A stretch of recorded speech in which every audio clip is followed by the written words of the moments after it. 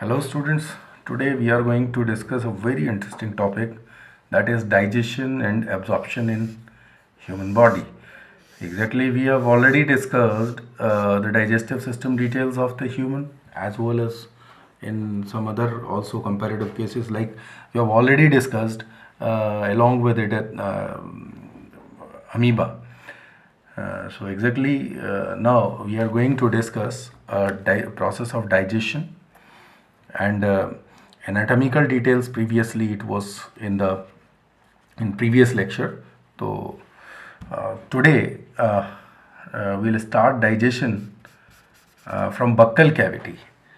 Exactly, हम लोग देख सकते हैं यहाँ पे कि जो बक्कल कैविटी है, it is just involved in the mainly in digestion of starch as well as very little fat is digested there.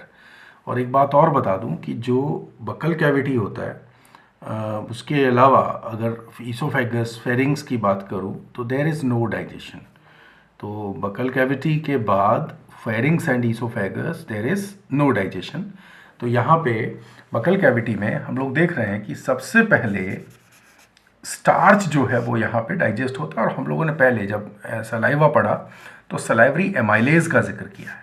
तो सलाइवरी एमाइलेज में टाइलिन जिसको हम कहेंगे, दैट इज़ द एंजाइम जो स्टार्च है उसको ये माल्टोस, आइसोमाल्टोस, लिमिट डेक्सटेंस, इनमें ये ब्रेक डाउन कर देगा. तो इट इज़ वेरी इंपॉर्टेंट कि जो सलाइवा है उसके अंदर ये एंजाइम मौजूद है. एज वेल एज एक क्वेश्चन कभी कभी आता है कि what is the prominent pH of buccal cavity और saliva on which this digestion is optimal. तो दैट इज 6.5. तो इट इज जो pH जो होता है वहाँ पे it will B 6.5. It is slightly acidic. तो स्लाइटली एसिडिक pH है on which this enzyme can work properly. Next is some amount or very little amount, it is very negligible amount of the fat which can be digested with the help of lingual lipase. lingual मतलब जो टंग के नीचे salivary gland होता है sublingual, वहाँ से ये release होगा. तो it can digest it into fatty acid, glycerol and monoglyceride. But ये जिक्र बड़ा कम होता है कि फैट भी जो है बक्कल कैविटी में डाइजेस्ट होती है, बिकॉज ये बहुत ही लिटिल और नेग्लिजिबल अमाउंट है, तो इसको कई बार काउंट नहीं भी करते हैं. देन स्टमक में फूड चला जा रहा है एंड फेरिंग्स और ईसोफेगस, मैंने कहा देयर इज निल डाइजेशन, कोई डाइजेशन नहीं है. तो स्टमक में क्या है? स्टमक में बेसिकली प्रोटीन्स डाइजेस्ट हो रहे हैं. तो पहले मैं बता दूं कि स्टमक में प्रोटीन का डाइजेशन फर्स्ट टाइम शुरू होता है, और बक्कल कैविटी में जो है स्टार्च की डाइजेशन है. पेप्सिन नाम का एंजाइम है which remain in the form of propepsin or pepsinogen. It remain in the form of pepsinogen. With the help of HCl action, it will convert into active form. जब हम pepsinogen कह रहे हैं तो it is inactive form. It is also referred as propepsin. तो यहाँ पे ये पेप्सिन में कन्वर्ट हुआ, और पेप्सिन जो है वो क्या करेगा? It will act upon the proteins, and proteins जो है वो स्मॉलर यूनिट्स यानी पेप्टाइड्स में ब्रेक डाउन हो जाते हैं. इसी तरह स्टमक में देखिए जो फैट है उसकी डाइजेशन नहीं होती है, but there is very little amount, वो तो रहता ही है. तो इसको डाइजेस्ट किया जाएगा, जैसे बटर के अंदर है, मिल्क के अंदर है, जो ट्राइग्लिसराइड्स हैं, फैट हैं, वो यहाँ पे गैस्ट्रिक लाइपेज नाम का जो एंजाइम है, बहुत ही थोड़े अमाउंट में ही सही, बट ये काम यहाँ पे होता है. तो fatty acid, glycerol and monoglycerides में यहाँ पे टूट जाएगा. आप देख रहे हैं कि जो कार्बोहाइड्रेट्स हैं वो डाइसेकेराइड, और बिकॉज जो कॉम्प्लेक्स हैं वो पॉलीसेकेराइड हैं, they break down into disaccharides and finally they will break down into monosaccharides. तो मोनोसेकेराइड जो है वो बिल्कुल यूनिट होंगे. इसके लिए प्रोटीन्स के लिए एमिनो एसिड्स यूनिट होंगे, और फैट के लिए फैटी एसिड, ग्लिसरॉल, ये सब जो है यूनिट्स होंगे. तो ये बात जो है यहाँ पे अभी दो बातें हुई. प्रोटीन के बारे में जाना कि प्रोटीन स्टमक में डाइजेस्ट हो रहे हैं, मेनली शुरू हो रहे हैं, और जो स्टार्च है वो बक्कल कैविटी में. बाकी जो फैट है अभी बहुत ही माइन्यूट अमाउंट है, बट जैसे भी होता है तो एक्शन को मैंने आपसे डिस्कस किया. इसके बाद जो फूड है दैट रीचेज इंटर, ये ड्यूडेनल पार्ट में जो है फूड पहुंच जा रहा है.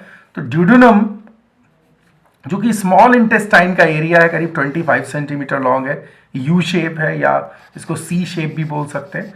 और इसके लूप के अंदर एक ऑर्गन मौजूद है, हमने ऑलरेडी इस बारे में पढ़ा हुआ है। तो यहाँ इस लूप के अंदर जो ऑर्गन मौजूद है दैट इज डेफिनेटली जान गए हो आप, ये पेनक्रियास है, ये पेनक्रियास है। तो pancreas open into the duodenum, और एग्जैक्टली यहीं पे एक डक्ट और जुड़ी होती है, दैट डक्ट इज, इसको बाइल डक्ट कहा जा रहा है। तो वो कनेक्शन और वो डिटेल हमने पहले पढ़ चुके हैं।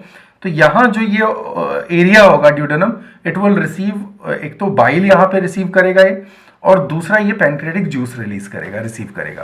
तो यहाँ पे पैनक्रियाटिक जूस पे यहाँ दो चीज़ें देखूंगा कि जो ड्यूडेनम है, इस वाले पार्ट में, ड्यूडेनम वाले पार्ट में, एक तो पैनक्रियाटिक जूस का एक्शन समझ में आता है कि भाई ये क्या है। तो पैनक्रियाटिक जूस को हम कंप्लीट डाइजेस्टिव जूस भी कहते हैं, क्योंकि सभी इंग्रेडिएंट्स को डाइजेस्ट करने के लिए इसके अंदर जो एंजाइम्स हैं वो मौजूद हैं, प्रोटीन, कार्बोहाइड्रेट, फैट सभी के लिए।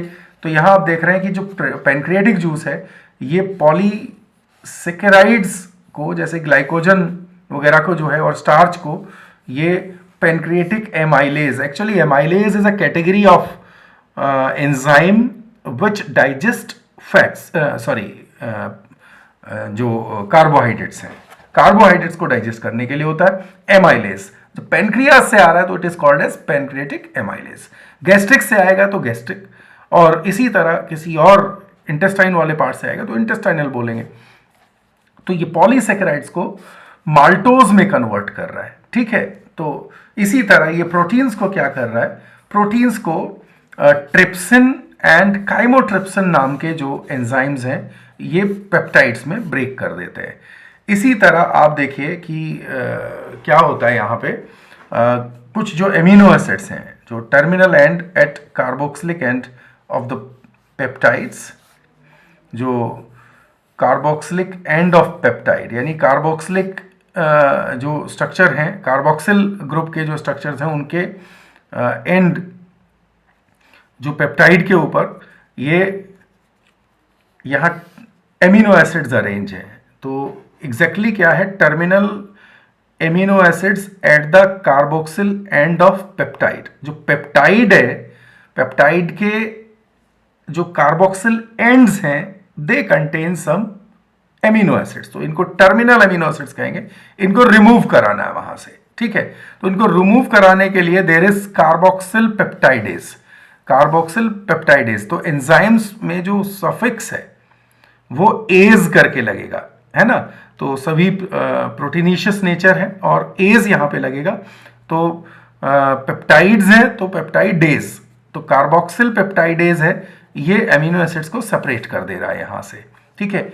इधर फिर आप और देखिएगा, जो बाइल होता है उसके कांटेक्ट में आने से जो फैट है वो इमल्सिफाई हो जाते हैं, ठीक है। इमल्सिफिकेशन जो है वो हम पढ़ते हैं कि बाइल के एक्शन से फैट जो है दे गेट इमल्सिफाइड, और पैनक्रेटिक लाइपेज जो है उनको डिफाइन कर दे रहा है किसमें, फ्री फैटी एसिड्स में, ग्लिसरॉल्स में, मोनोग्लिसराइड्स में और फॉस्फोरिक एसिड्स में।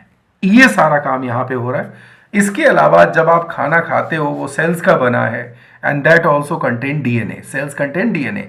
तो डीएनए भी आपके फूड का हिस्सा है, और आप उसको डीऑक्सीराइबोन्यूक्लिएज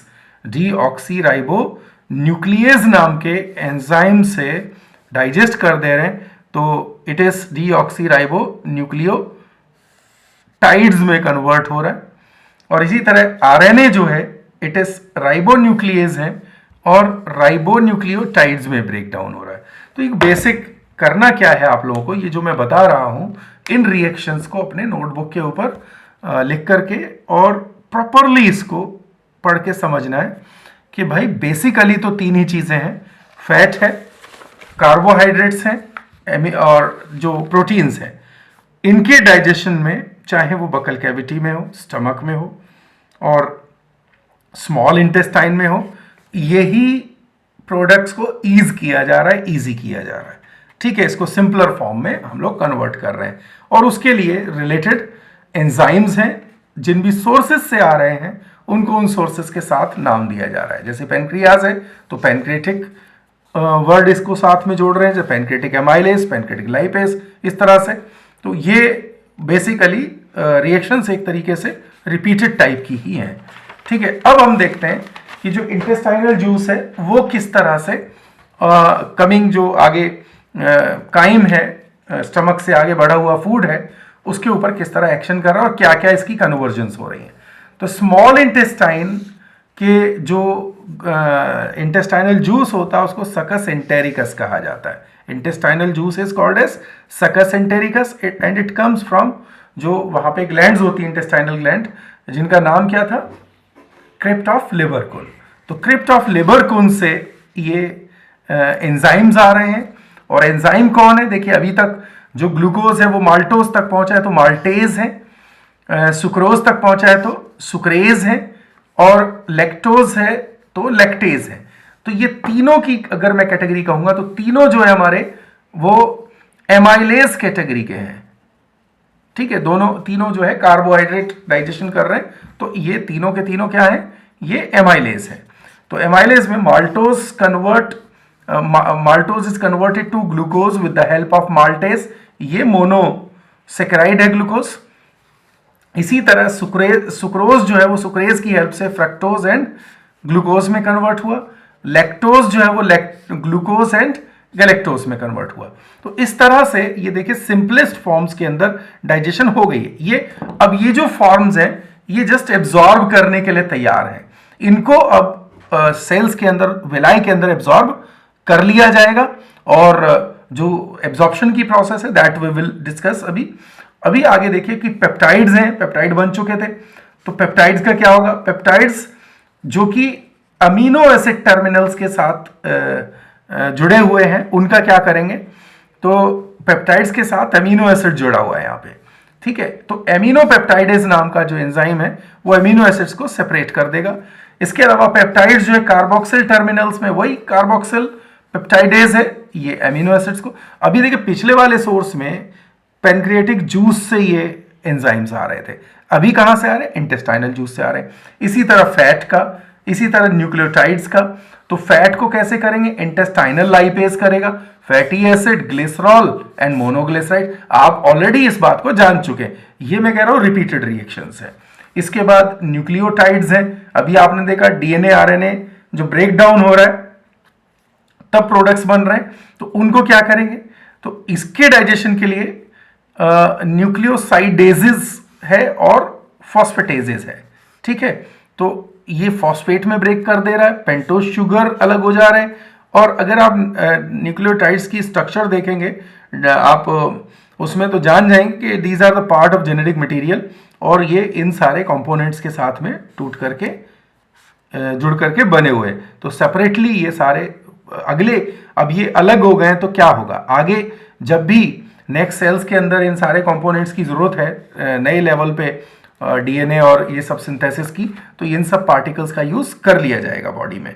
ठीक है, तो ये सारा हुआ। अभी तक हम कह रहे थे कि मटेरियल जो है वो डाइजेस्ट हो रहा है। एक चीज और है बियॉन्ड दिस, जो अभी तक मैंने आपको बताया है, केमिकल रिएक्शंस हैं, एंजाइमेटिक रिएक्शंस के साथ ये इजी हुए, लेकिन उसके पहले आपको बता दूं कि मेस्टिकेशन हुआ था बकल कैविटी में।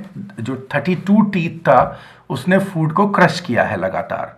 फूड क्रश होने के साथ स्मॉल पार्टिकल्स के अंदर टूट गया है, सरफेस एरिया इंक्रीज हो गया है, और सलाइवा उसके साथ मिक्स होकर के एंजाइमेटिक रिएक्शंस की शुरुआत हो गई है। ठीक है, तो इस तरह से ये फूड जो है वो डाइजेस्ट होना शुरू हुआ था। स्टमक के अंदर मस्कुलर चर्निंग है, मतलब you can say the stomach is made up of layers of muscles, like यहाँ पे लॉन्गिट्यूडनल है, ट्रांसवर्स हैं, ओब्लिक मसल्स हैं, और ये फूड को बहुत अच्छे से पूरा क्या कर रहे हैं, चर्निंग कर रहे हैं, फूड को क्रश कर रहे हैं। फूड क्रश हो गया है और एक मिल्की वाइट पेस्ट में कन्वर्ट हो गया, और जो गैस्ट्रिक जूस था उसकी जो पीएच वैल्यू है ये काफ़ी कम है, मतलब एसिडिक काफ़ी है। तो वहाँ डाइजेस्टेड मटेरियल के अंदर जो गैस्ट्रिक जूस है वो एकदम एसिडिक मीडियम क्या कर रहा है, एसिडिक मीडियम यहाँ पे फूड के अंदर जो जर्म्स हैं उनको किल कर रहा है। ऑक्जेंटिक सेल HCl रिलीज कर रहे थे, वो डिटेल मैंने प्रीवियस लेक्चर के अंदर आपको दिया है। ठीक है, तो ये चर्निंग के साथ milky white paste highly acidic, करीब मान के चलिए कि 2 to 3 के बीच में इसका पीएच रहता है। तो ये बहुत एसिडिक है और इसके ऊपर इसी एसिडिक एक्शन में ही जो हमारे प्रोटीन्स हैं वो डाइजेस्ट होना शुरू करते हैं, क्योंकि जो ये एसिड है ये वहाँ पे जो आपका एंजाइम्स है उनको एक्टिव एंजाइम्स में कन्वर्ट कर रहा है। ठीक है, तो जैसे यहाँ पे पेप्सिनोजन था तो वो पेप्सिन में कन्वर्ट हो गया था। तो ये सारा जो डेटा है, इस तरह फूड जो है वो आगे बढ़ जाता है, आगे उसमें जो पेरिस्टाल्टिक मूवमेंट है स्टमक के और इंटेस्टाइन के, वो फूड को आगे प्रोसीड कराते हैं। अब क्या है कि फूड डाइजेस्ट हो चुका है, फूड के डाइजेशन में उसको एब्जॉर्ब करने की बात आती है कि how it will be absorbed into the cells, how it will be absorbed into the body, blood, ये सब प्रोफाइल्स आते हैं। तो आपको मैं एक बात बता दूं कि जो फूड है उसके अंदर 90% जो है फ्लूइड मटेरियल होगा, करीब मान के चलिए 8-9 लीटर जो है वहाँ पे पानी होता है। ठीक है, 8-9 लीटर ये पूरा फ्लूइड फॉर्म जो है वो बन जाता है। 90% जो है फ्लूइड है उसका, पानी उसके अंदर मौजूद है, और ये सभी कोई स्मॉल इंटेस्टाइन में जो एब्जॉर्ब हो जाता है। तो 90% जो है वो स्मॉल इंटेस्टाइन में एब्जॉर्ब होगा। अब एब्जॉर्ब होने के लिए ऐसा क्या था इंटेस्टाइन में? याद करो कि इंटेस्टाइन का जो टीएस में जब कट कर रहा था तो you have seen this kind of folds. तो ये फोल्ड ऑफ कार्करिंग करके बड़े बड़े फोल्ड्स हैं, ये फोल्ड ऑफ कार्करिंग है।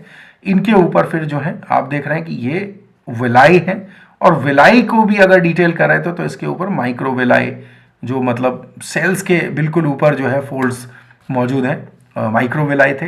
तो अगर मैं ये देखूं कि जो स्मॉल इंटेस्टाइन है उसमें फोल्ड ऑफ कर्करिंग है, तो it is just increasing surface area 3 times. ये फोल्ड जो है सरफेस एरिया को 3 टाइम्स इंक्रीज कर देते हैं। देन मैं क्या कहता हूं कि ये जो विलाई है जो कि फोल्ड ऑफ कर्करिंग के ऊपर मौजूद है, ये बना देते हैं 10x, मतलब इसको 10 गुना और बढ़ा देते हैं। ठीक है, तो ये 30 टाइम्स बढ़ गया, 3 टाइम्स ये और 10 टाइम्स ये। उसके बाद माइक्रोविलाई की बात करूं तो माइक्रोविलाई पूरे सरफेस को 20 टाइम्स और बढ़ा देते हैं। तो इस तरह मैं ये कहूं कि जो सरफेस एरिया ऑफ इंटेस्टाइन है वो 600 गुना बढ़ जाता है। और अगर पूरा हमारे इंटेस्टाइन का सरफेस एरिया है तो 250 मीटर स्क्वायर, ये बहुत बड़ा है, 250 मीटर स्क्वायर जो है वो एरिया हमारे इंटेस्टाइन्स का हो जाएगा। तो किस तरह आप इसको कह सकते हैं? 250 मीटर्स स्क्वायर का मतलब ये हुआ कि एक मैदान है जो 25 मीटर चौड़ा है और 25 मीटर लंबा है और 10 मीटर चौड़ा है। तो ये इतना, मतलब 10 मीटर और 25 मीटर वाला कोई फील्ड हो, तो अब आप अंदाज़ा लगा सकते हो कि एक बड़े फुटबॉल फील्ड जितना जो हमारे स्मॉल इंटेस्टाइन का सरफेस एरिया होता है। तो how efficient it will B, ये आप पता कर सकते हैं। दूसरी बात यह है कि जो एक हमारी विलाई का स्ट्रक्चर हम ऑलरेडी वैसे तो कर चुके हैं, लेकिन फिर भी बता दूं, जो विलाई के अंदर जो मटेरियल भरा हुआ है that all is known as lamina propria. और लैमिना प्रोप्रिया के अंदर या लेमाइना प्रोप्रिया के अंदर तो ब्लड कैपिलरीज हैं, और दूसरा सेंटर में एक डक्ट होती है, लिम्फेटिक डक्ट, जिसको हम लैक्टेल बोलते हैं। ठीक है, तो ये हमने पढ़ा था ऑलरेडी, इसके बारे में बात हो चुकी है। जो टाइम है वो स्मॉल इंटेस्टाइन में पहुंचेगा और वहां पे 3 से 5 घंटे, 3 to 5 आवर्स के लिए वहां पे स्टे करता है। और जो भी कारोबार जो मैंने अभी आपको पहले ये सब कुछ बताया है, ये सभी जो एक्टिविटीज हैं अब स्मॉल इंटेस्टाइन में होती हैं। एंड फूड जो है that is turning into glucose, amino acids, fatty acids, glycerol, इस लेवल तक डाइजेस्ट हो गया और अब वो एब्जॉर्ब किए जाने के लिए तैयार है। तो अब यहाँ पे इस तरह से पूरी डिटेल की शुरुआत होती है। तो सबसे पहले हम कहते हैं कि भी कार्बोहाइड्रेट का एब्जॉर्प्शन। तो सबसे पहले हम लोग कार्बोहाइड्रेट के एब्जॉर्प्शन से शुरू करते हैं। भी कार्बोहाइड्रेट कैसे एब्जॉर्ब होगा? ठीक है, बता चुका हूं कि एंड प्रोडक्ट जो है यहाँ पे फ्रक्टोज, ग्लूकोज और गैलेक्टोज हैं। ठीक है, मोनोसेकेराइड्स हैं और इनको एब्जॉर्ब किया जाना है। ठीक है, तो फ्रक्टोज जो है वो कैसे एब्जॉर्ब होगा, ग्लूकोज कैसे एब्जॉर्ब होगा, गैलेक्टोज कैसे एब्जॉर्ब होगा, ये जो पूरी डिटेल्स हैं एक एक करके हमने यहाँ पे सभी कुछ डिस्कस करना है। कुछ जो है डायरेक्ट एब्जॉर्ब हो जाते हैं और कुछ चीजें जो है उनको कैरियर्स की जरूरत पड़ती है, कहीं पे एटीपी की जरूरत पड़ती है। तो जो एटीपी के थ्रू होने वाला एब्जॉर्प्शन है that is known as active absorption. हम उसको क्या बोलेंगे? That is called as active absorption, because वहां पे एटीपी या एनर्जी मॉलिक्यूल का यूज हो रहा है। तो सबसे पहले जो फ्रक्टोज है उसको आप देखें कि फ्रक्टोज को एब्जॉर्ब करने के लिए एक ट्रांस मेम्ब्रेन प्रोटीन की जरूरत होगी। ट्रांस मेम्ब्रेन मतलब एक ऐसा प्रोटीन जो इस मेम्ब्रेन के, यानी कि जो सेल मेम्ब्रेन है उसके एक साइड से दूसरी साइड किसी मटेरियल को लेके जाएगा। मीन आप ऐसा समझ सकते हो कि एक व्हीकल का काम करेगा और इसके साथ में लोड होकर के ये फ्रक्टोज को अंदर जाना है। तो फ्रक्टोज जो है इस तरह के केसेस को, इस तरह के डिफ्यूजन को हम लोग फैसिलिटेटेड, ठीक है, या पावर्ड डिफ्यूजन बोलेंगे हम लोग इसमें। तो फ्रक्टोज जो है absorbed with the help of transmembrane proteins और इस तरह ये फैसिलिटेटेड डिफ्यूजन होता है। ग्लूकोज एंड गैलेक्टोज का क्या है, ये इंटेस्टाइनल ल्यूमन के अंदर ये मौजूद है और इनके लिए होगा एक्टिव ट्रांसपोर्ट। इसमें मतलब ये कि एटीपी की जरूरत पड़ेगी और सोडियम आयन यहां पे एसोसिएट होगा, ठीक है। तो सोडियम आयन है और इसको जो है एक ट्रांसपोर्टिंग प्रोटीन के साथ जोड़ा जाएगा और ग्लूकोज इसमें या फिर गैलेक्टोज। मतलब आपको मैं एक मॉडल सिंपली बता दूं, यहाँ पे देखो, मान लिया ट्रांसपोर्टिंग प्रोटीन है यहाँ और इसके यहाँ दो साइड्स हैं अटैच होने के लिए। मैंने एक डायग्राम दिया है। तो यहाँ पे जो एक साइड है इसके ऊपर आइदर ग्लूकोज अटैच हो सकता है, अगर ग्लूकोज नहीं हो तो यहाँ पे गैलेक्टोज होगा। तो मतलब मैं ये कहूँ कि यहाँ पे फाइट रहेगा ग्लूकोज और गैलेक्टोज के लिए कि कौन यहाँ पे अटैच होता है। और दूसरी तरफ जो है सोडियम साइट है तो सोडियम तो यहाँ पे अटैच हो ही जाएगा, ठीक है। और इस तरह ये जब दोनों का एक पूरा कैरियर बन जाता है तो ये फिर यहाँ से प्लाज्मा मेम्ब्रेन से क्रॉस होके आगे जाते हैं और प्लाज्मा मेम्ब्रेन से आगे जाने के बाद, मेम्ब्रेन से आगे जाने के बाद ये प्लाज्मा को क्रॉस करके जो सेल्स होती हैं एब्जॉर्प्टिव सेल, उनके साइटोप्लाज्म में एंटर कर जाते हैं, ठीक है। ये बेसिक आइडिया होता है यहाँ पे। तो सोडियम आयन जो है वो यहाँ ट्रांसपोर्टर प्रोटीन के साथ अटैच होता है, टीपी करके मैंने यहाँ पे शो किया है और ये मॉडल हमने किया यहाँ पे, इस तरह अटैच होता है। और अटैच होने के बाद ये सेल आप देख रहे हो, सेल यहाँ पे आपको दिख रहा है, तो सेल हमने बनाया हुआ है। तो सेल में जो है आप देख रहे हैं कि ये जो सेल है, सेल के साइटोप्लाज्म के अंदर ये मटेरियल पूरा का पूरा गया और नीचे जो है यहाँ पे सेल के दूसरी तरफ ये कैपिलरी नेटवर्क है। मतलब मैं ये बताऊं कि जो सेल है ये विलाई की सरफेस है। मतलब आप देख रहे थे कि जो विलाई है, यहाँ पे आप देखिए, ये मान लिया विलाई है तो विलाई के ऊपर ये सेल है, यहाँ पे ये सेल है, ये सारे सेल हैं और ये माइक्रोविलाई देख रहे हो। तो मैं क्या कह रहा हूँ, मटेरियल यहाँ से आया, इस सेल के अंदर आया और सेल के अंदर से यहाँ विलाई के अंदर ये कैपिलरी नेटवर्क है, फिर ये ब्लड कैपिलरीज में आएगा।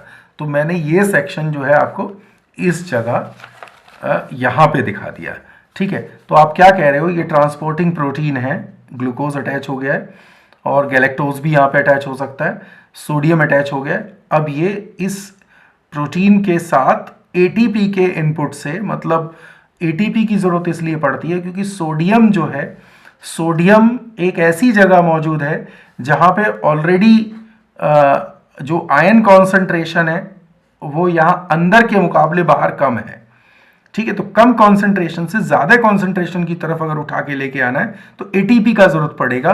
तो एटीपी जो है यहाँ पे रिक्वायर्ड है, इसीलिए हमने कहा कि ये एक ऐसा ट्रांसपोर्टिंग सिस्टम होगा कि जिसमें एनर्जी इन्वॉल्व हो रही है और ये मैं कह दूं तो किस तरह का है, एक्टिव ट्रांसपोर्ट है। तो ट्रांसपोर्टिंग इस पूरे व्हीकल को, जिसके ऊपर एक ग्लूकोज है, एक सोडियम आयन यहाँ पे अटैच हैं, ये सारे के सारे जो हैं ये चल पड़े हैं किसकी तरफ, ये यहाँ विलाई वाले पोर्शन की तरफ से, माइक्रोविलाई की तरफ से सेल के अंदर चल पड़े।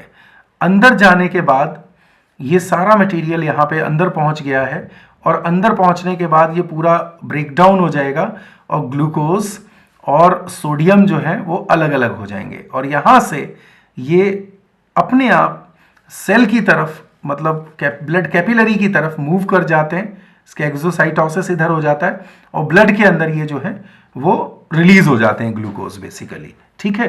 तो ग्लूकोज इधर हो जाते हैं और बाकी जो सोडियम है वो वापस यहाँ अंदर से बाहर जाएगा, क्योंकि बाहर सोडियम का लेवल कम है तो यहाँ से डिफ्यूज होकर सोडियम वापस ल्यूमेन में चला जाता है और अटैच हो जाता है ट्रांसपोर्टिंग प्रोटीन के साथ।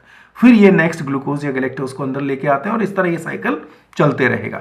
ठीक है, तो इस तरह ग्लूकोज या गैलेक्टोज एक बार सेल के अंदर जाते हैं और सेल के अंदर से ब्लड कैपिलरीज में मूव कर जाते हैं। तो आप ये देख रहे हो कि पूरा ग्लूकोज जो है वो with the help of energy absorb हुआ और एनर्जी के साथ एब्जॉर्ब होने के साथ ये ब्लड कैपिलरी के अंदर पहुंच गया है। ठीक है, तो अब क्या है कि अब हम एब्जॉर्प्शन ऑफ प्रोटीन्स की बात करेंगे, एब्जॉर्प्शन ऑफ प्रोटीन्स की बात करेंगे। तो लेट अस सी जो प्रोटीन है वो किस तरह एब्जॉर्ब हो रहा है। प्रोटीन के लिए भी एक सिस्टम है। यहाँ पे प्रोटीन जो है वो एमिनो एसिड्स की फॉर्म में एब्जॉर्ब किए जाते हैं और कुछ एक ऐसे हैं वो डाइपेप्टाइड्स की फॉर्म में और ट्राइपेप्टाइड्स की फॉर्म में भी एब्जॉर्ब किए जाते हैं। तो डाइपेप्टाइड और ट्राइपेप्टाइड के लिए क्या सिस्टम है, तीनों जो फॉर्म्स है हमारी इनके लिए हम डिस्कस करेंगे। तो पहले डाइपेप्टाइड और ट्राइपेप्टाइड की बात है। तो जो डाइपेप्टाइड या ट्राइपेप्टाइड है या तो हाइड्रोजन आयन या सोडियम आयन के साथ कपल होते हैं, जुड़ते हैं और इस तरह जो सेल होती है, मतलब कौन सी सेल होती है, जो एब्जॉर्प्टिव सेल है, यानी कि जो विलाई लाइक कंटेनिंग सेल्स हैं, यहाँ पे ब्रश बॉर्डर सेल्स हैं विलाई के ऊपर। तो ये वहाँ पे ये मटेरियल यानी डाइपेप्टाइड और tripeptide along with the H ion and sodium ion इनके साथ में अटैच होकर के पहुंच जाते हैं और जैसे ही ये सेल के साइटोप्लाज्म के अंदर पहुंचते हैं तो ये एमिनो एसिड्स में ट्राइपेप्टाइड और बाइपेप्टाइड जो है, डाइपेप्टाइड जो है, they break down into amino acids. तो बाहर से तो ये 2-2 यूनिट गए, 3 यूनिट गए अमीनो एसिड्स के और अंदर जाकर के सिंगल यूनिट में डिवाइड हो गए। तो एक तो तरीका ये, एक सीधे अमीनो एसिड्स हैं जो सिंपल है बिल्कुल। तो ये क्या करेंगे, ये जस्ट सोडियम के साथ अटैच होते हैं और सेल्स के अंदर एब्जॉर्ब कर लिए जाते हैं। तो अलोंग विद द सोडियम ये अटैच होंगे, जबकि जो डाइपेप्टाइड और ट्राई है वो किसके साथ है, सोडियम और हाइड्रोजन दोनों के साथ है। ठीक है, अब ये ब्लड के अंदर एब्जॉर्प्टिव सेल है, मैंने बताया भी एब्जॉर्प्टिव सेल है। इसके नीचे यहां पे क्या मौजूद है, इसके नीचे यहां ब्लड कैपिलरी मौजूद है। तो ब्लड कैपिलरी के अंदर ये सीधे सीधे यहां ऊपर से आए, यहां पे एमिनो एसिड ये यहां कलेक्ट हुए और अंदर से सीधे यहां ब्लड कैपिलरी में पहुंच गए। तो विलाई के अंदर ये ब्लड कैपिलरी नेटवर्क है। यहां पे ये जैसे ग्लूकोज भी यहीं जंप कर रहा था और ये भी अंदर आकर के जंप कर जाते। तो एमिनो एसिड्स का भी एब्जॉर्प्शन आपको समझ में आया किस तरह से। अब जो एक और फाइनल बात यहां समझ रहे हैं, लिपिड का जो एब्जॉर्प्शन है काफी इंटरेस्टिंग है और इसमें डिफरेंट आइडियाज आपको देखने को मिलते हैं। ठीक है, तो सबसे पहली बात यह है कि ये जो लिपिड्स हैं ये सिंपल डिफ्यूजन के साथ एब्जॉर्ब कर लिए जा सकते हैं। ठीक है, तो होता क्या है, लेकिन सिंपल तो होंगे, लेकिन इसमें थोड़ी प्रोसेस क्या है कि जो फैट जो है सबसे पहले वो उसके ड्रॉपलेट्स बनते हैं।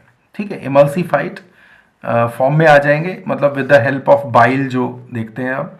तो बाइल जो है वो रिलीज हो गया ड्यूडेनम में, वहाँ पे जो फैट है ये अब छोटे छोटे ड्रॉपलेट्स में इमल्सिफाई हो गया है। ठीक है, और इमल्सिफाई होने के साथ वो डाइजेस्ट हो गया है, हाइड्रोलाइज हो गया है फैटी एसिड में, मोनोग्लिसराइड में और कोलेस्ट्रॉल जैसे फैट के अंदर, मतलब सिंप्लीफाई हो गया। अब क्या हुआ, ये जो लिपिड है, अब जो लिपिड ड्रॉपलेट है जिसमें ये सिंप्लीफाइड फॉर्म्स जो है वो एग्रीगेट होते हैं, वो बाइल सॉल्ट के साथ अटैच होता है। बाइल सॉल्ट उसके साथ मिलकर के एक चीज़ बना ले रहा है, जो एक ग्रुप बना ले रहा है, माइसेल। तो अगर आप ये देखिए कि जो एक कंडीशन है, जो फैट का ड्रॉपलेट था, ठीक है, जो फैट का ड्रॉपलेट है वो हाइड्रोफोबिक होता है, यानी कि पानी के साथ वो मिक्स नहीं होगा। तो बड़ी दिक्कत है, इसको एब्जॉर्ब, इसको कैरी कैसे करेंगे। तो ये हमारी सॉल्यूशन देता बाइल। तो यहाँ ऑरेंज कलर में मैंने जो कवर करके चारों तरफ यहाँ ऑरेंज कलर में आपको दिखाया है, ऑरेंज कलर में आप देख रहे हो कि मैंने बाइल सॉल्ट के मॉलिक्यूल दिखाएं। बाइल सॉल्ट के मॉलिक्यूल जो होंगे इनके दो तरह के एंड्स हैं। एक एंड जो फैट जो लिपिड के साथ बाइंड कर सकता है और दूसरा एंड जो है जो वाटर के साथ बाइंड करेगा वो हाइड्रोफिलिक है। ठीक है, तो इसमें आप देखिए कि जो एंड एम्फीपैथिक एंड है वो लिपिड के साथ बाइंड करता बाइल का, और जो हाइड्रोफिलिक एंड है वो वाटर के साथ बाइंड करता है। इस तरह एक ये पूरी यूनिट बन जाती है जिसको हम माइसेल बोलते हैं। ठीक है, तो ये माइसेल्स जो हैं, अब इनका क्या होने वाला ये देखते हैं। एक बात समझ में आ गई आपको कि जो बाइल है, बाइल सॉल्ट है, ये लिपिड ड्रॉपलेट के चारों तरफ बाइंड करके क्या बना रहा है, ये माइसेल्स बना रहा है। अब देखते हैं क्या है। तो जो बाइल सॉल्ट है, इसकी पूरी स्टोरी पे आगे चलते हैं। तो बाइल सॉल्ट जो है वो पानी के साथ अब जब अटैच हो गया है इस लिपिड ड्रॉप के साथ में, तो ये वाटर के अंदर जो है ट्रांसपोर्ट इजीली किया जा सकता है। तो अब क्या होगा, so bile salt pull the micelle through the water of chyme. Actually chyme जो है वो फूड है जो स्टमक से आ रहा है, मिल्की वाइट, और उसमें वाटर भी। अब क्या है कि फैट जो है वो तो वाटर के साथ मिक्स नहीं करता, लेकिन जो बाइल है जब वो वाटर के चारों तरफ जुड़ गया, माइसेल्स बन गए, तो अब ये माइसेल्स एक ऐसे कोटिंग में है जो वाटर के साथ बाइंड होकर के चल सकते हैं। ठीक है, बिकॉज ऑफ बाइल। और इस तरह क्या है कि चलते चलते ये जो पूरी ड्रॉप है ये पहुंच जाती है एब्जॉर्प्टिव सरफेस के ऊपर, विलाई के। ठीक है, तो विलाई की एब्जॉर्प्टिव सरफेस के ऊपर पहुंच जाती है, और वहां पे क्या है कि जो बाइल सॉल्ट है वो तो अलग हो जाता है इससे। ठीक है, और जो लिपिड कंटेंट है वो सेल के अंदर पुल कर लिया जाता है, वहां पे अंदर इंटर कर जाता है। ठीक है, और ये बात सिंपल डिफ्यूजन की मदद से होती है, क्योंकि अंदर के साइड लिपिड की लेवल कम है। तो आप एक चीज जानते हो कि whenever the on one side any substance is lower in concentration, तो it can move towards the position where the concentration is low। एक तरफ हाई है तो हाई से लो की तरफ ये मूव कर सकते हैं। तो वही सिंपल डिफ्यूजन के फॉर्म में ये सेल के साइटोप्लाज्म के अंदर चले जाते हैं, जो एब्जॉर्प्टिव विलाई के जो ब्रश बॉर्डर सेल्स है उनके अंदर। ठीक है, अब आगे क्या होता है, वही बात कि जैसे अब तक मैं फैटी एसिड, अब तक मैं एमिनो एसिड्स और जो कार्बोहाइड्रेट्स के लिए कह रहा था, ग्लूकोज के लिए कह रहा था, कि जब साइटोप्लाज्म के अंदर जाते हैं तो साइटोप्लाज्म के अंदर जाने के बाद वो वहां से जंप कर जाते हैं ब्लड कैपिलरीज में। लेकिन आप विलाई का स्ट्रक्चर याद करो तो विलाई के सेंटर में हम लोगों ने लैक्टेल देखा है। लैक्टेल वॉज दैट डक्ट जो कि लिम्फ को कैरी कर रही है, लिम्फ को कंटेन कर रही है। ठीक है, तो अब आगे कहानी ये होना है कि ये जो विलाय था हमारा, ये जो विलस है, विलस के सेंटर में यहां पे क्या है, ये लैक्टेल है। ठीक है, तो ये ऊपर हमारे वो सेल्स हैं, है ना, वो सेल्स हैं जो कि एब्जॉर्प्टिव सेल हैं, ये सारे एब्जॉर्प्टिव सेल हैं। या फैट का मॉलिक्यूल यहां अंदर आएगा, और अंदर आने के बाद में ये जो है लैक्टेल में जंप करेगा। ठीक है, ये पूरी कहानी है। तो इसी पूरे एब्जॉर्प्शन के प्रोसेस को हम लोग यहां पे समझते हैं। तो आगे क्या हुआ कि जो अंदर मटेरियल, अब इस पूरी कहानी को इधर थोड़ा समझ लीजिए। ये देखिए थोड़ा, तो ये जो सेल है, सेल देख रहे हैं, सेल दिख रहा है आपको, विलाई कंटेनिंग सेल है। ठीक है, इस सेल के अंदर क्या हो रहा है, इस सेल के अंदर ये एंडोप्लाज्मिक रेटिकुलम भी मैंने बनाया क्योंकि इसका रोल प्ले होगा, तो यहां पे समझना जरूरी है। तो सबसे पहले आपने देखा बाइल सॉल्ट्स थे, बाइल सॉल्ट्स फैट ग्लोब्यूल के साथ में बाइंड किया, क्या बना लिया, माइसेल्स। यहां आने के बाद जो फैट ग्लोब्यूल है, इन्होंने क्या किया कि जो फैट के अंदर जो पूरा एक फैट था बना हुआ, ग्लोब्यूल था, ग्लोब्यूल के अंदर जो अलग अलग कंटेंट था, जैसे हमारा फैटी एसिड और ग्लिसरॉल, ठीक है, वो सभी जो है यहाँ पे आके डिटैच हो गया है। ठीक है, ये फ्री फैटी एसिड्स बन गए हमारे।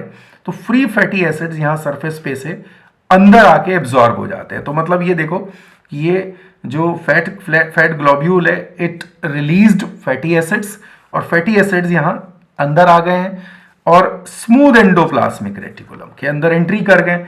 स्मूथ एंडोप्लाज्मिक रेटिकुलम इन फैट ग्लोब्यूल्स को ले लेता है, फैटी एसिड्स को ले लेता है।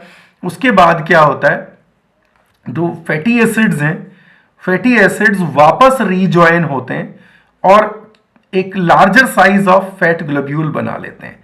इन फैट ग्लोब्यूल को कहते हैं हम लोग काइलोमाइक्रॉन्स। क्या कह देते हैं? इंपॉर्टेंट है, याद रखिएगा, काइलोमाइक्रॉन्स कह देते हैं। ये काइलोमाइक्रॉन्स एक्सोसाइटोसिस की मदद से, मतलब अंदर आप देख रहे हो लैक्टेल मैंने बनाया था, पहले केसेस में कैपिलरीज थी, तो ये जो फैट है कैपिलरीज में एब्जॉर्ब नहीं होता, it will be absorbed into lacteal. तो लैक्टेल में ये मटेरियल यहां फैट एब्जॉर्ब हो गई और लैक्टेल भैया भरी हुई है मिल्की वाइट पूरा का पूरा फैट से, जो फैटी कंटेंट है वहां पे, ठीक है, लिम्फेटिक कंटेंट है। और इस लिम्फेटिक कंटेंट को हम लोग, मिल्की वाइट लिम्फेटिक कंटेंट को हम लोग एक नाम दे देंगे काइल। क्या नाम दे देंगे यहां पे? We will call it chyle. Chylomicrons है, दे विल फॉर्म काइल। और ये जो काइल है यहां से थोरेसिक डक्ट में पहुंचेगा, क्योंकि जो लैक्टेल है they join with the thoracic duct, thoracic lymphatic duct. और जो थोरेसिक लिम्फेटिक डक्ट है that will open into a when, that is subclavian vein. क्या कहेंगे उसको? सबक्लेवियन। क्लेवियन का मतलब है, क्लेवी का मतलब क्लेवियन से, क्लेविकल बोन से है। आपके कंधे में ये कॉलर बोन होता है, तो लेफ्ट साइड के कॉलर बोन के नीचे एक बड़ी वेन होगी, दैट इज सबक्लेवियन वेन। उस वेन के अंदर ये थोरेसिक डक्ट खुल जाती है, यानी कि जो फैट है वो कहां खुलेगा आपका जाके? वो खुलेगा आपका जो वेनस ब्लड है, वेनस ब्लड में ये ओपन कर जाती है, ठीक है। एक बात यहां छोटी सी और बताने वाली है, जो छोटे चेन वाले अमीनो फैटी एसिड्स हैं, है ना, जो 10-12 कार्बन के बने हुए होते हैं, वो माइसेल्स का फॉर्मेशन नहीं करते, वो इंडिपेंडेंटली डायरेक्टली सेल्स के अंदर एब्जॉर्ब हो जाते हैं, ठीक है। ये बात याद रखनी है कि जो छोटे शॉर्ट चेन फैटी एसिड है वो एब्जॉर्ब नहीं होंगे, वो डायरेक्टली मतलब एब्जॉर्ब होंगे, वो यहां पे माइसेल्स का फॉर्मेशन नहीं करेंगे। ये बात याद रख लेना, इंपॉर्टेंट है। इसके बाद जो एक और कहानी बताने वाला हूं, जो स्मूथ एंडोप्लाज्मिक रेटिकुलम है वो यहाँ पे फैटी एसिड्स को और जो है मतलब एक्चुअली उन्होंने फैटी एसिड्स को एब्जॉर्ब कर लिया है, जो कि बाहर सरफेस पे थे, और ये ग्लिसरॉल को एब्जॉर्ब कर लिया है, और वापस जो है इन्होंने अंदर जा करके एक ट्राइग्लिसराइड बना लेने होते हैं, है ना। ये पूरी बात मैंने अभी जो आपको समरी में बताई वो डिटेल में बता देता हूँ। ट्राइग्लिसराइड्स बना लेते हैं, फॉस्फोलिपिड्स बना लेते हैं, और कोलेस्ट्रॉल अंदर बन जाता है, ठीक है। ऑल दीज फॉर्म्स, जो ये सारी की सारी फॉर्म्स हैं, ये इस जो अंदर स्ट्रक्चर है स्मूथ एंडोप्लाज्मिक रेटिकुलम, इस स्ट्रक्चर के अंदर ये ग्लोब्यूल्स बना ले रहे हैं, जैसे कि माइसेल्स थे, बट ये लार्जर होते हैं साइज में। और इस तरह इनके ऊपर एक प्रोटीन का कोट भी होता है, आप यहां ध्यान से देख रहे होंगे इस जगह पे, यहां देखिए प्रोटीन का एक कोट भी होता है। ये कोट जो है ये एपोप्रोटीन्स हैं, कैरियर प्रोटीन्स हैं मॉलिक्यूल, और अब ये जो है काइलोमाइक्रॉन्स बन गए थे। काइलोमाइक्रॉन्स एक्सोसाइटोसिस के थ्रू नीचे रिलीज हो गए, और ये पूरा यहां लैक्टेल के अंदर जो है काइलोमाइक्रॉन्स चले जाते हैं, और इस मटेरियल को हमने काइल बोला है। काइल आगे जो है रिलीज हो जाता है, ठीक है। तो काइल आगे अंदर लैक्टेल्स में होगा। लैक्टेल्स जो है आपको फाइनली मैंने बताया कि थोरेसिक डक्ट से होते हुए ब्लड के अंदर मटेरियल को रिलीज कर देते हैं, और ये पूरा डिटेल है। एब्जॉर्प्शन ऑफ वाटर, सीधे सीधे आप देख लीजिए, जो पानी है वो ऑस्मोसिस के थ्रू एब्जॉर्ब हो जाएगा, और इसका काफ़ी हिस्सा जो है वो स्मॉल इंटेस्टाइन में एब्जॉर्ब हो जाता है। करीब 2 लीटर के आसपास हम पानी अलग से पीते हैं, बाकी जो है वो 8 लीटर जो है वो इंटेस्टाइन के, जो अपने स्टमक के जो जूसेस हैं, इंटेस्टाइन के जूसेस हैं, वहाँ पे मौजूद होता है। और ये इसका जो करीब मान के चलिए 8 लीटर स्मॉल इंटेस्टाइन में, 0.9 लीटर जो है वो लार्ज इंटेस्टाइन में एब्जॉर्ब होगा, और इस तरह से ये कोलन में जिसको कह रहे हैं हम, और करीब 100 ml जो है वो हमारे फीसिस के साथ ये रिलीज हो जाता है। और मिनरल्स के एब्जॉर्प्शन की बात है, तो जो मिनरल्स हैं हमारे वो भी एब्जॉर्ब होंगे, सोडियम, क्लोराइड, कैल्शियम, और जितने भी अदर मिनरल्स हैं, मैग्नीशियम, पोटेशियम, आयरन, ये सारे के सारे जो मिनरल्स हैं ये भी एब्जॉर्ब होते हैं विद द हेल्प ऑफ ये एक्टिव ट्रांसपोर्ट के साथ एब्जॉर्ब हो जाएंगे। और यहाँ पे आप एक चीज और देख रहे हैं, कैल्शियम जो है वो पैराथॉर्मोन और कैल्सीटोनिन नाम के हार्मोन से कंट्रोल होता है। विटामिन डी से ये एब्जॉर्ब होने में इसकी मदद मिलती है। तो जो सोडियम का डिफ्यूज़न होगा, it is with the help of ATPs, और ये एक एक्टिव डिफ्यूज़न हो जाएगा यहाँ पे। और जैसे ही सोडियम डिफ्यूज़ होते हैं, साथ में उसके पीछे क्लोराइड डिफ्यूज़न जो है वो डायरेक्टली हो जाएगा। और इस तरह यहाँ पे देख रहे हो कि कैल्शियम के लिए इम्पॉर्टेंट एक बात है कि पैराथॉर्मोन एंड कैल्सीटोनिन नाम के जो दो हार्मोन्स हैं, these regulate the amount of calcium. Exactly जो पैराथॉर्मोन है पैराथायरॉयड ग्लैंड से आ रहा है, कैल्सीटोनिन जो है वो it is released by the thyroid gland, and there are special cells, C cells, they release this hormone. Exactly, दोनों एक दूसरे के एंटागोनिस्टिक काम करते हैं, और इसी से जो blood as well as bones के अंदर जो कैल्शियम मेंटेनेंस होती है। दूसरी तरफ विटामिन डी जो है वो it will help to absorb calcium, ठीक है, तो इसको एब्जॉर्ब करने में हेल्प करेगा। दूसरी तरफ आप देख रहे हैं कि पोटेशियम आयन है, मैग्नीशियम है, आयरन है, फॉस्फेट, आयोडाइड्स, नाइट्रेट्स, ये सभी जो हैं ये भी एक एक्टिव ट्रांसपोर्ट के थ्रू एब्जॉर्ब किए जाएंगे। दैट मीन्स कि एटीपी का जो यहाँ पे यूज़ है वो होगा, ठीक है। अब बात करता हूँ कि जो सारा कुछ एब्जॉर्प्शन हो गया, डाइजेशन की प्रोसेस यहाँ पे कंप्लीट हो चुकी है, तो जो बचा हुआ मटेरियल है that is now faeces, that is called as faeces, and इसके रिमूवल को we call the defecation. Okay, तो एग्जैक्टली क्या है कि जो कोलन है वहाँ पे जो काइम पहुँच गया है अभी, और ये एक brownish coloured semi solid material में कन्वर्ट हो गया है ना, that is called as faeces. और टोटल अमाउंट ऑफ फीसेस अगर हम कहते हैं तो ये ऑलमोस्ट मान के चलिए एक कॉमन ह्यूमन बॉडी के अंदर 150 ml से, एडल्ट बॉडी में 150 ml से 200 ml पर डे रिलीज होगा, ठीक है।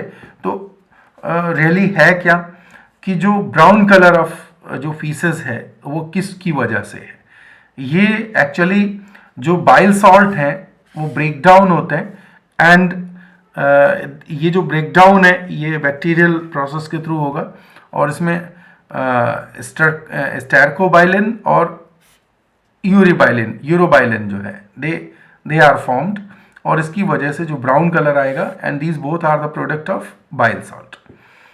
सेमी सॉलिड मटेरियल 150 ml से 200 ml तक का जो वेट है, जो अमाउंट है, दैट इज फीसेस।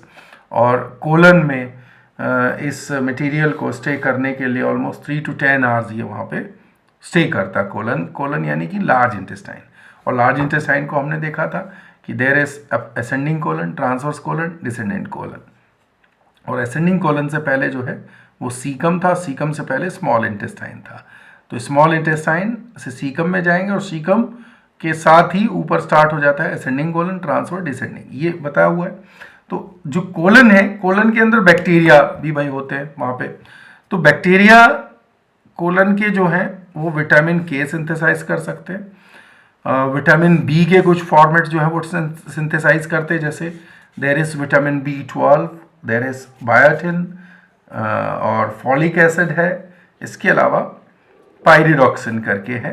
तो ये जो विटामिन बी के जो फॉर्मेट्स हैं ये वहाँ पे बनते हैं। तो बैक्टीरियल जो फॉर्मेशन है वो इन विटामिन्स का जो है वो कर रहा है। इसके अलावा देखिए, जब इंटेस्टाइन में मटेरियल जो है वो पूरा डाइजेस्ट हो रहा है तो गैसेस की फॉर्मेशन हो रही है बिकॉज ऑफ फर्मेंटेशन।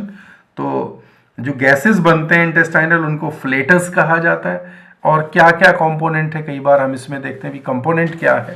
तो कंपोनेंट जो है ये हमारे एक तो हाइड्रोजन, कार्बन डाइऑक्साइड, मीथेन, ये सभी कुछ वहाँ पे जो है कंटेंट होता है। या एक चीज़ और देख रहे हैं कि जो अमीनो एसिड है वो ब्रेक करते हैं इंडोल एंड स्केटॉल नाम के मटेरियल में। तो इंडेल एंड स्केटॉल, जो आप देखें फाउल स्मेल जो होता है फीसेस का, ख़राब सी जो बदबू है वो किसकी वजह से आती है, वो आती है इंडोल और स्केटॉल जो मटेरियल है इनके वजह से, ठीक है। These are the product of amino acid breakdown. Okay, तो बैक्टीरिया का रोल काफ़ी जो है वो कोलन के अंदर होता है। कोलन काफ़ी रिच है, बैक्टीरिया वहाँ पे काफ़ी ज़्यादा होते हैं, और ये सारा जो आपने देखा ये जो सिंथेसिस ऑफ विटामिन के, विटामिन बी के कुछ जो फॉर्मेट है, ये सभी बैक्टीरिया के फॉर्मेशन से हो रहा है। और आप एक चीज़ और देखिए कि एक टर्म हम लोग ने पहले भी डिस्कस प्रोबेबली इसको किया है, तो कॉप्रोफेगी।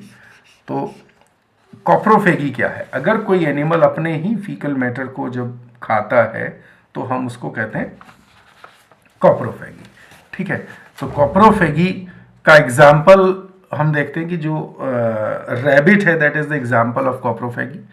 और ये जो अपने फीसस को खा लेते हैं, क्योंकि डाइजेशन के लिए उसमें मतलब एक सेल्यूलोज डाइजेस्ट इजीली होता नहीं है, तो पहले फीसेस को खा लेते हैं और खाने के बाद जो है वो सेकंड राउंड में जो है फूड डाइजेस्ट होने के चांसेस ज़्यादा बन जाते हैं। एक और बात है, देखिए जो हर्बीवोर्स हैं उनके गट लार्जर होते हैं अमाउंट में, और जो अमाउंट है जो सेल्यूलोज है वो इजीली डाइजेस्ट होता नहीं है। अब क्या है कि उसके लिए स्पेशल ऑर्गन की ज़रूरत पड़ती है, सीकम। हमारी बॉडी में सीकम रिड्यूस्ड है, और वर्मीफॉर्म अपेंडिक्स उसका लास्ट पार्ट जो सीकम का है वो हमारे केसेस में तो बहुत ही मतलब रिड्यूस्ड कंडीशन के हैं, और वेसिजल ऑर्गन आप इसको कहते हो। लेकिन कुछ केसेस हैं जो सेल्यूलोज ईटर्स हैं, है ना, केटल हो गया, बफलो हो गया, और बाकी आप जो है रेबिट्स देखते हैं, तो उनके अंदर ये काफ़ी बड़ा डेवलप्ड ऑर्गन है। तो वहाँ बैक्टीरियल जो डाइजेशन है वो सीकम के अंदर होता है सेल्यूलोज का, और सेल्यूलोज जो है bacteria as well as protozoan भी वहाँ पे होते हैं जो सेल्यूलोज को डाइजेस्ट करने के लिए काम करते हैं। एंजाइम होगा सेल्यूलेज जो बड़ा रोल प्ले करेगा। एज वेल एज आपको एक और बता दूँ कि कॉम्प्लेक्स स्टमक जो है वो काउज बफलोज के अंदर है, तो वो कट च्यूइंग केसेस हैं।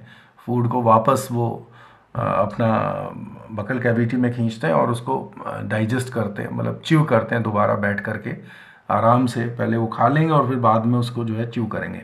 तो there is wide variety of, मतलब इस तरह से कई जगहों पे ये जो इस तरह की डिटेल्स हैं वो काम में आती है, अपने को समझ में आना चाहिए।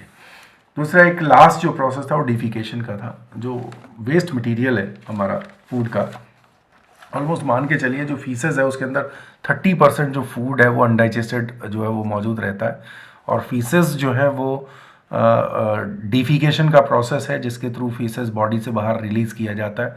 एक चीज़ और कि जो हमारा इंटेस्टाइन है, जो हमारा गट है, वो एंड कर रहा है जाके कोलन के बाद रेक्टम में।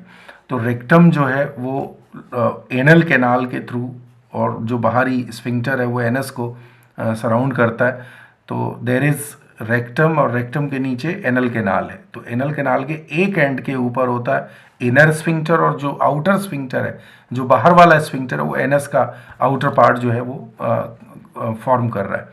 जो आउटर स्फिंक्टर है that is skeletal sphincter, skeletal muscles का बना हुआ है, और वो वॉलेंट्री है। मतलब अगर इनर स्फिंक्टर जो है वो आपके विल में, आपके कंट्रोल में नहीं होता है, जो फीसेस है वो अगर पुश होकर के इनर स्फिंक्टर को ओपन कर ले रहा है, तो आउटर स्फिंक्टर एक पर्सन अपने विल के अकॉर्डिंग क्लोज कर सकता है, और जो फीसेस है उसके रिलीज को पोस्टपोन कर सकता है, रोक सकता है, ठीक है। तो ये ओवरऑल है। बच्चे जो हैं वो जो न्यूली बॉर्न होते हैं वो विल पावर से अपना जो ये इसको जो आउटर स्फिंक्टर है उसको क्लोज नहीं कर सकते, तो उनका जो फीसेस है वो उनका डिफिकेशन जो है उनके केस में वो वॉलेंट्री नहीं है, एक तरीके से आप देख सकते हैं। तो ये पूरा ओवरऑल एक डाइजेस्टिव प्रोसेस आपको समझ आ गया है, और एक तरीके से कंप्लीट एक प्रोफाइल अभी हम लोगों ने डिस्कस कर ली है डाइजेशन और एब्जॉर्प्शन की।